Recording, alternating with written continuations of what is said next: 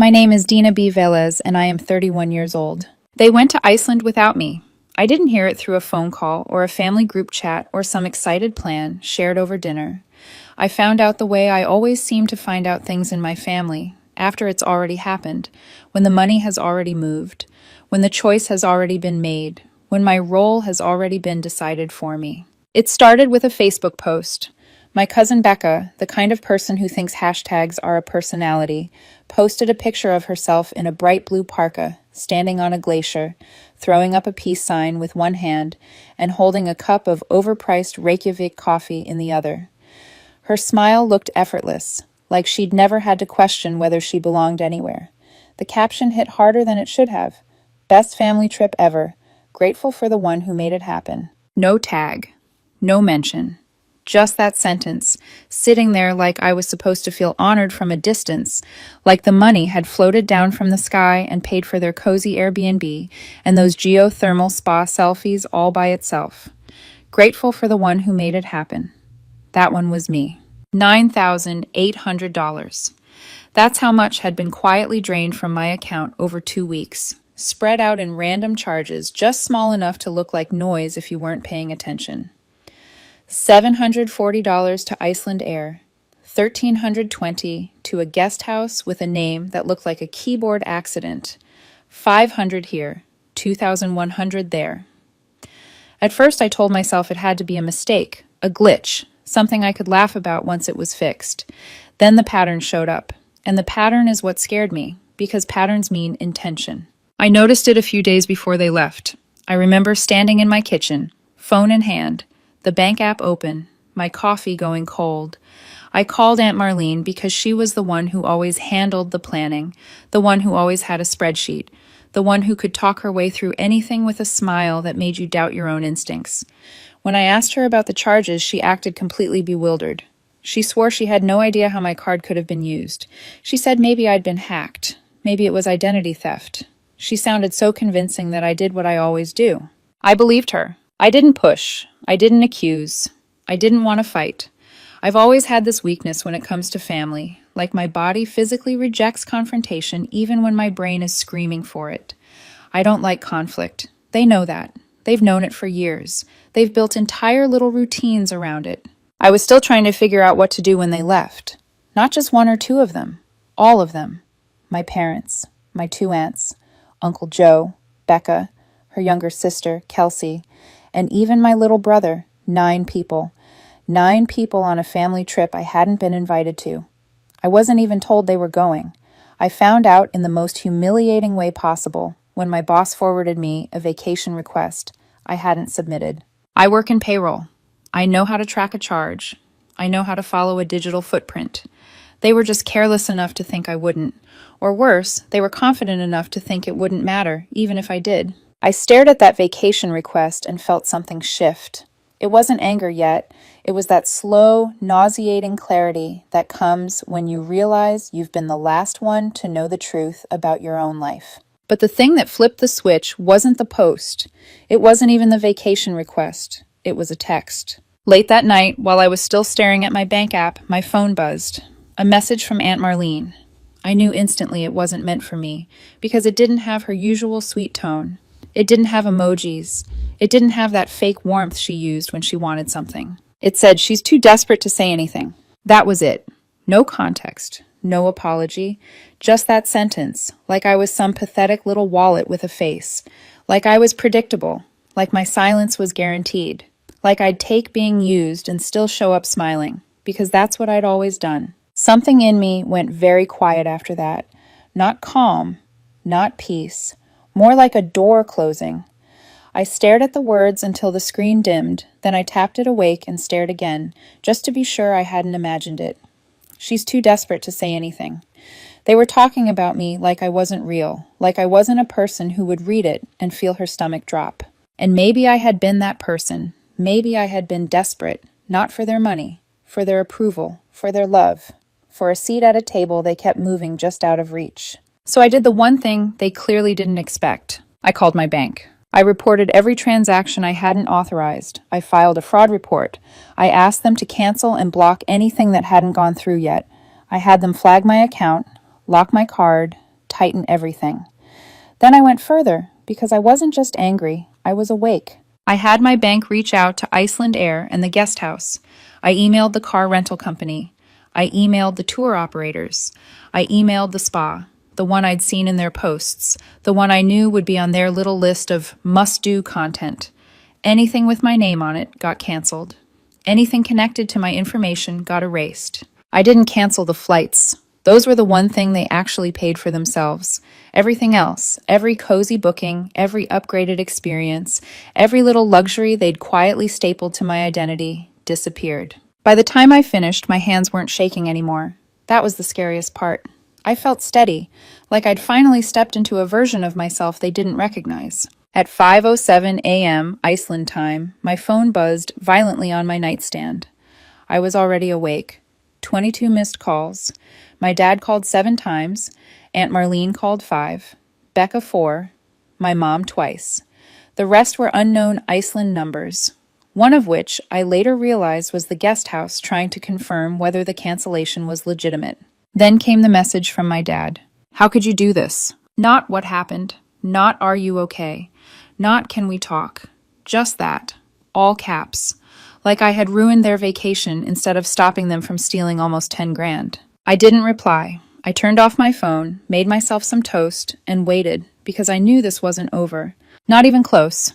By the time I turned my phone back on that night, the trip was already collapsing, and I could tell without anyone saying it outright. The calls weren't just angry, they were panicked, layered with that specific kind of fear people get when they realize the safety net they've been using has snapped. I expected chaos.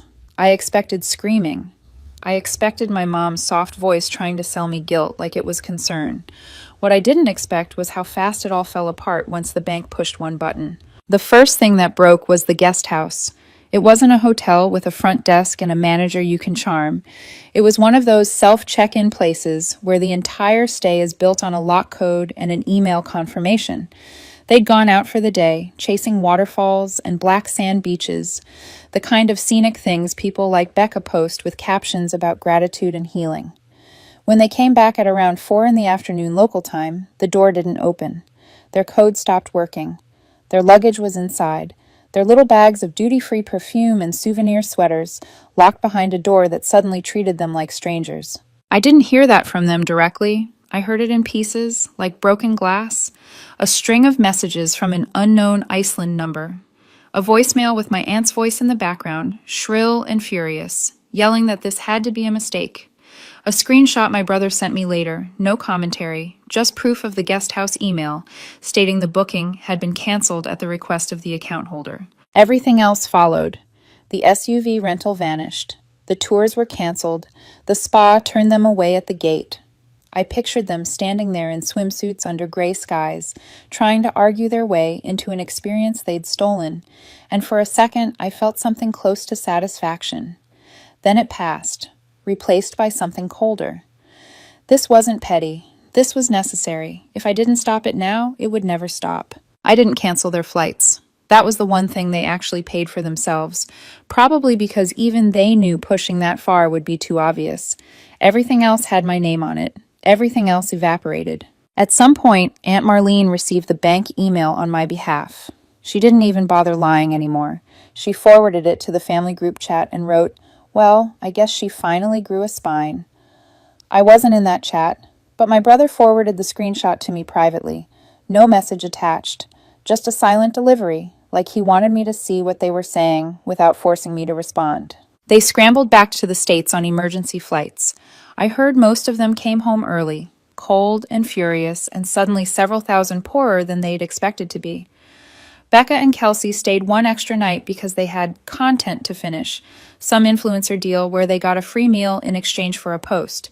That detail would have been funny if it wasn't my life. 2 days after they landed, they showed up at my house. I live alone in a duplex in Portland. It's not huge, but it's mine. I bought it after years of saving and swallowing the family jokes about me being the boring one, the safe one, the one who never took risks. They didn't know that the biggest risk I'd ever take was finally saying no. They pulled up mid-morning, my parents, Aunt Marlene, Uncle Joe, my brother, and Becca, because she couldn't resist watching a crisis up close. I opened the door because they were already pounding hard enough to rattle the frame, and I didn't want my neighbors calling the police before I decided what to do. It started civil, or fake civil. You could smell the tension under every word. My mom went first, taking the guilt route, asking why I hadn't come to them before canceling everything. Like I hadn't already asked about the charges before the trip. Like I hadn't given Marlene a chance to tell the truth and been handed a lie instead. Then Marlene stepped forward and took over, voice sharp, eyes wet, but not with remorse. She said I ruined a once-in-a-lifetime experience for the whole family. She said I humiliated them. She said I embarrassed my parents. She said it like the only crime in the room was that I refused to be quiet. Uncle Joe accused me of making them look like criminals. He actually used that word, criminals, like it was an insult I'd thrown at them instead of a label their behavior earned on its own. My dad stood in the back, arms crossed, silent, watching me like he was waiting for the moment I apologized and put everything back the way it was. My brother barely spoke. He sat down on my couch and stared at the carpet like he was trying to disappear. They stayed for 6 hours. 6. I didn't offer food. I didn't offer water. I didn't soften my voice. I just sat and let them pace my living room, scolding me like a child, blaming me for their fraud, their failure of a trip, their sudden inconvenience. At one point, Becca tried to guilt me by showing me photos of what could have been: waterfalls, ice caves, their smiling faces. She tilted her phone toward me, as if I was supposed to mourn the vacation I hadn't been invited to in the first place. My mom kept saying we could have handled this differently. My dad kept looking at me like he expected loyalty to override logic. Marlene's anger sharpened every minute, like she was afraid it would dull into shame if she stopped feeding it. Then Marlene finally said it. The real reason they were there. She said, "We think you should reimburse us for what you ruined." Something in me snapped, but it wasn't a scream. It was a clear, quiet click. I asked her if she wanted the full list of what they took from me, or just the dollar amount. The room went still for a second, like they weren't used to hearing me talk like that, like I'd broken character. They didn't like it. My dad finally spoke then, telling me I'd taken it too far. Uncle Joe stepped closer, like intimidation was a language I still understood. My mom started crying, the familiar kind of crying that always appeared when she wanted me to feel like the villain. I told them they had to leave. They didn't move. So I said the words I'd never said to them before, not seriously. "If you don't leave, I'm calling the police." That did it. They shuffled toward the door, angry, muttering, throwing last-minute insults like hooks. As my dad walked out, he turned around and said, "You think you're punishing us, but this is only going to make things worse for you." I didn't reply. I locked the door behind them, every bolt, every latch, and stood there listening to the silence settle back into the house like dust after a storm. I thought maybe that would be the end. 6 hours of humiliation on both sides. 6 hours of them seeing I wasn't bending. I thought they'd go home and cool off, even if they hated me for it. They didn't. I didn't hear from any of them for a few days. No calls, no messages. I blocked almost everyone except my brother. He never said much, even when they were in my living room, but he hadn't attacked me either. Something about him felt different, like he knew this was wrong but didn't know how to survive inside a family that rewarded silence. 3 days later, he texted me one line. "They're planning to come back." No follow-up, no explanation, just a warning. I stared at it, then set my phone down and looked around my house, at the walls I'd paid for, the locks I'd installed, the life I'd built while they treated me like a resource. And I knew, with a calm that scared me, that they weren't coming back to talk. They were coming back to take control. That Saturday, it happened exactly the way my brother warned me it would. Around 2 in the afternoon, I saw the car before I heard anything else.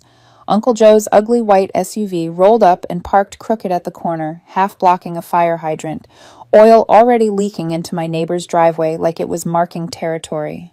I recognized it instantly. My chest tightened, but my hands didn't shake. Not anymore. I didn't rush to the door. I stood in my living room and watched through the front window as my parents got out first, followed by Aunt Marlene and Uncle Joe.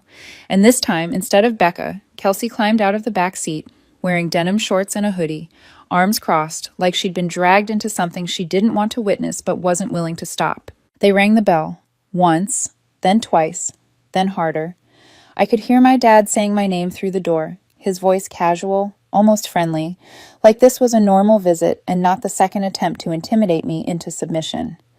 I didn't move for a full minute. I stood there, watching them through the peephole, memorizing their faces, the impatience, the entitlement, the certainty that I would eventually open the door because I always had before. When I finally opened it, I kept the latch on. Just enough space to make eye contact. My mom spoke first. "Can we just talk?" she said, already stepping forward like the answer didn't matter. "No," I said, calm, clear. "I said everything the last time you were here." Her face shifted, half pleading, half furious. She said they weren't leaving until we worked this out. Like this was a misunderstanding. Like they hadn't stolen nearly $10,000 and vacationed on it without telling me. I told them they had 10 seconds to get off my property. That's when my mom wedged her foot into the door. I don't know if it was instinct or adrenaline or years of swallowed anger, but I shoved the door harder than I meant to. She stumbled backward and grabbed the railing, staring at me like I'd crossed some invisible line she never thought I would.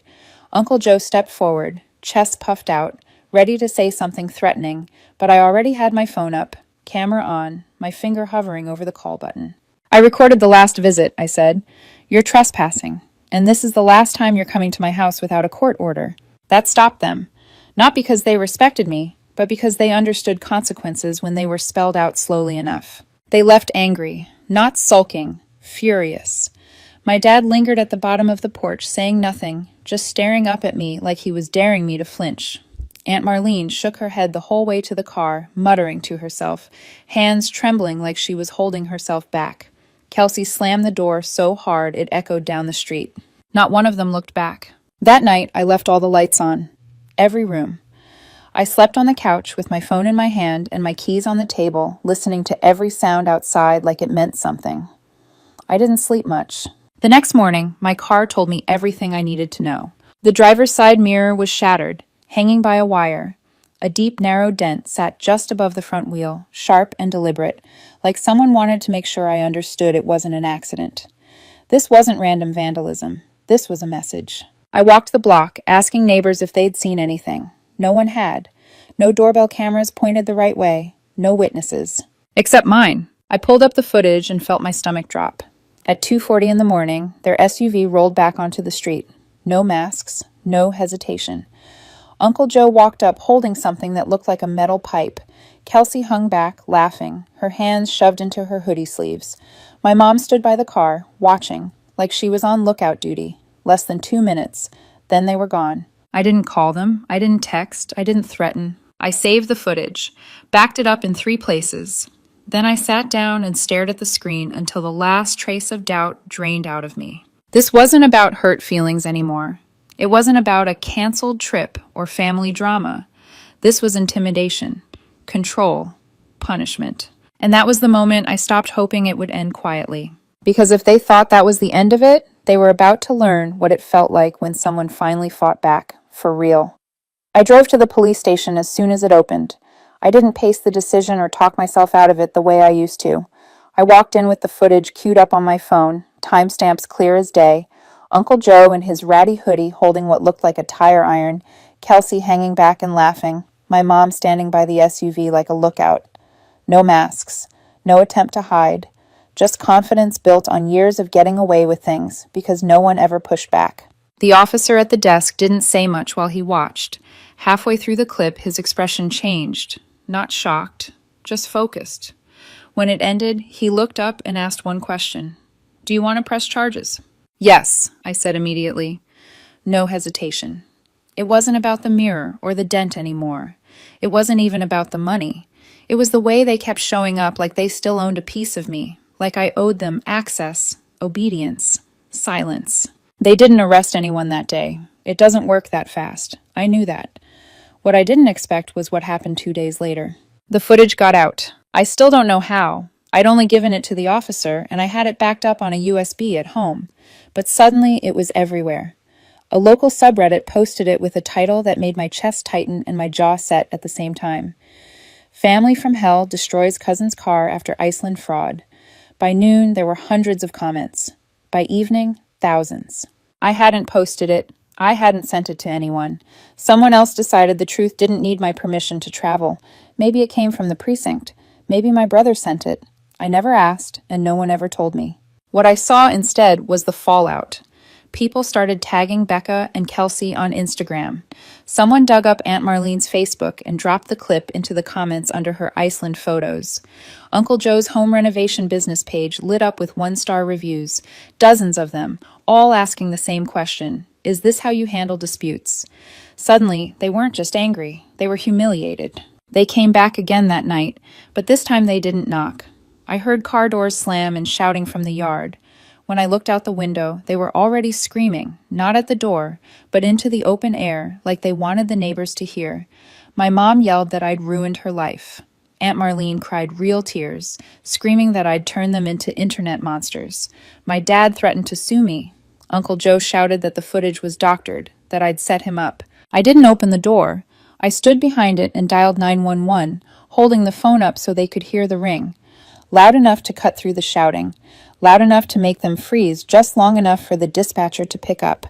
They scattered before the police arrived, peeling away like they'd been caught doing something they never expected to be punished for. That night, my brother came by unannounced. He looked pale and exhausted, like he hadn't slept since Iceland. He said he couldn't stay with them anymore, didn't want to be around the yelling or the planning or the way they kept trying to rewrite what had happened. I didn't ask questions. I let him in. Then he told me something that changed the shape of everything. They'd taken more than money. Before the trip, Aunt Marlene had used my saved information to access my travel accounts. All of them. Nearly 190,000 points I'd been saving for years were gone, burned on seat upgrades, premium tours, luxury experiences they'd been bragging about online. He handed me screenshots. I didn't ask how he got them. I didn't need to. The proof was there, clean and undeniable. That was when it stopped being personal. This wasn't a messy family fight. It was calculated, deliberate, and now I had evidence. By the next morning, it blew up beyond anything I expected. The subreddit post went viral. Mid-size YouTubers stitched together the footage with Becca's vacation posts and old complaints about Uncle Joe's business. I didn't feed the fire, but I didn't stop it either. I ignored interview requests. I declined podcasts. I stayed quiet while the truth did what it does when you finally let it breathe. My brother stayed on my couch, barely touching his food, asking questions in a voice that sounded like he was trying to understand the cost of everything we'd grown up calling normal. I told him I'd hired a lawyer. He didn't ask who paid. A week passed. Then my mom called from a blocked number. Her voice was calm in a way that felt rehearsed. She said they wanted to make peace, that everything had spiraled, that they were open to solutions. I told her I'd think about it. That night, my brother asked me if I'd ever considered wearing a wire. I laughed at first, then stopped when I realized he wasn't joking. He said he'd overheard my dad and Aunt Marlene talking in the backyard, thinking no one was listening. They weren't planning peace. They were planning a trap. They wanted me to admit I canceled everything out of spite, to say the charges were authorized just once, enough to muddy the legal water. So I agreed to meet them. Public place, coffee shop, cameras everywhere. My lawyer cleared it. I recorded everything. My brother sat at another table with his phone angled toward us. My dad and Aunt Marlene came in smiling, ordered drinks, asked about work like nothing had happened. I let them talk. They offered a deal, drop everything, and they'd reimburse me $3,000, 3 out of nearly 10,000 stolen and 190,000 points burned, blaming flight rebooking and emotional stress. Then Aunt Marlene said the line they couldn't take back. "We all know you canceled everything just to punish us. You didn't really think it was fraud." I said nothing. I finished my drink and left. I sent the recording to my lawyer the second we got home. That night, someone egged my windows. I didn't care. They had no idea what was coming next. 2 weeks later, I got the call. The police were moving forward. Criminal charges for unauthorized use of my financial information and willful property damage. The audio and video showing intent mattered. My dad and Aunt Marlene admitting the fraud and trying to bait me into a false confession mattered. The detective said it would likely start with Uncle Joe. He was already on thin ice with his business practices. Then came the IRS. Someone had tipped them off. Unreported income, payments routed through Venmo accounts, fake charity names used to get discounts. The vacation wasn't a one-off, it was a pattern. A federal investigator visited me, no trench coats, just a gray suit and careful questions. I handed over the screenshots, the recordings, the USB my brother gave me. They asked to speak to him too. I left that choice to him. By the time subpoenas were served, my family had imploded. Becca deleted her Instagram. Uncle Joe shut down his business. Aunt Marlene vanished online. My parents went silent. And for the first time, the silence didn't feel like punishment. It felt like proof. 5 months passed, and the noise finally faded into something like quiet. Not peace, not forgiveness, just space. The lawsuits were moving forward without much resistance. Most of the $9,800 had come back through the fraud claim and the civil case they stopped contesting once criminal charges were on the table. My travel points were reinstated after weeks of documentation and phone calls that made my head ache. I changed passwords, closed accounts, rebuilt the parts of my life they'd treated like a communal resource. My brother found his own place, a small apartment with a friend, and told me he needed distance, not just from them, but from the version of himself that learned survival meant staying quiet. He said he was proud of me. I didn't ask him to repeat it, but I let it settle. Then the invitation arrived. No return address, thick envelope, cream paper with heavy calligraphy that felt intentionally expensive, like it wanted to announce itself before I even opened it. I stood in my kitchen staring at it, already knowing it wasn't harmless. Becca was getting married. In Iceland. Again. Inside the envelope was the invitation, dramatic and glossy, followed by a smaller card that made my hands go cold. This celebration is made possible by the generosity of our beloved cousin, Dina. They didn't just invite me.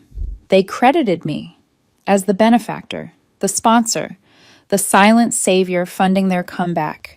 To make it worse, the RSVP card was already checked yes.